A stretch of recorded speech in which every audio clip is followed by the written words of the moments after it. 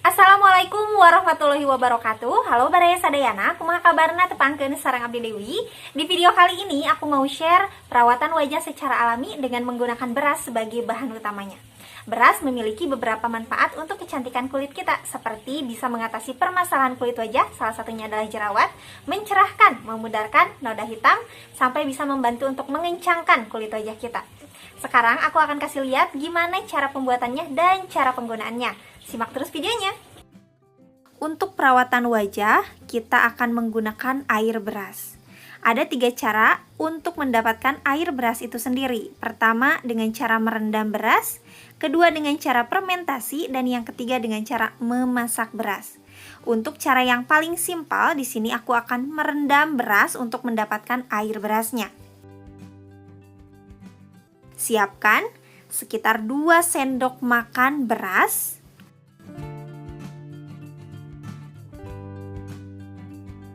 Selanjutnya langsung kita tuangkan dengan air secukupnya atau sekitar 1 gelas air putih. Aduk-aduk sebentar dan setelah itu kita diamkan dulu. Beras ini direndam sekitar 30 sampai 60 menitan supaya sari-sari atau kandungan dari beras ini bisa larut secara sempurna pada air.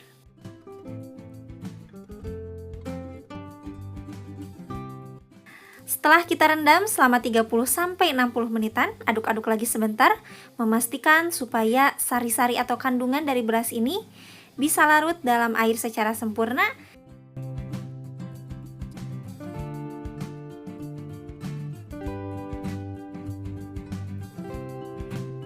Dan setelah itu kita siapkan wadah yang lain. Selanjutnya kita pisahkan antara beras dan airnya. Jadi kita ambil air berasnya. Dan air beras ini sudah bisa kita pakai untuk perawatan wajah kita. Untuk lebih praktis lagi, kita bisa menyimpan air beras ini pada botol atau wadah dan kita bisa menyimpannya di dalam lemari es maksimal 3 harian saja. Kalau misalkan udah 3 hari, kita bisa membuatnya lagi dengan yang baru. Dan berdasarkan pengalaman aku, biasanya menggunakan air beras ini hasilnya bikin kulit kita itu agak sedikit kering ya. Maka dari itu di sini aku akan menambahkan bahan campuran yang kedua, yaitu aloe vera gel.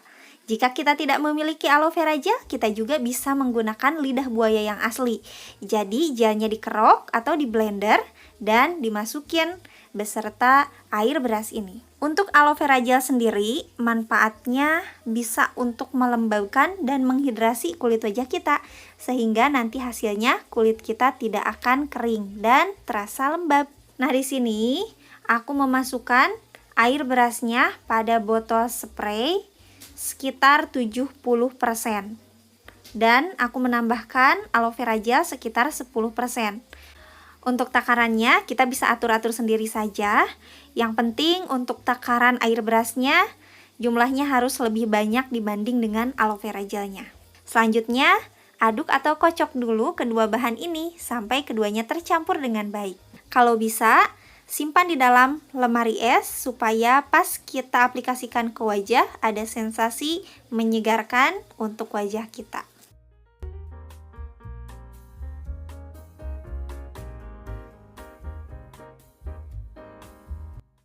Dan di sini aku akan share 4 cara menggunakan air beras ini untuk perawatan kulit wajah. Cara yang pertama, kita bisa menggunakan air beras ini untuk mencuci wajah. Jadi untuk mencuci wajah sendiri, kita bisa menggunakannya 2 kali sehari sebelum kita tidur di malam hari dan juga di pagi hari pas kita bangun tidur. Nah, cara pemakaiannya, jadi setelah kita membersihkan wajah kita dengan cleanser ya, kalau misalkan sebelum tidur, kalau misalkan pas bangun tidur nggak usah, langsung aja pakai ini. Jadi untuk caranya kita bisa ambil kapas seperti ini, 1 lembar atau satu lembar atau secukupnya. Selanjutnya kita bisa menyemprotkan air cucian beras ini pada kapas ini. Nah, kalau misalkan untuk mencuci muka, lebih baik kita tuangkan aja si air cucian berasnya ke sini, ke kapas. Kalau misalkan nggak ada kapas, bisa kok si air cucian berasnya langsung dituangkan ke telapak tangan, selanjutnya diusapkan ke seluruh permukaan wajah. Untuk cara penggunaannya, jadi kalau misalkan pakai kapas, tinggal dioleskan aja ke seluruh permukaan wajah. Jadi ini bisa dijadikan sebagai pengganti facial wash yang bersifat alami. diusap-usap. Kalau misalkan kurang, kita tinggal tuangkan lagi.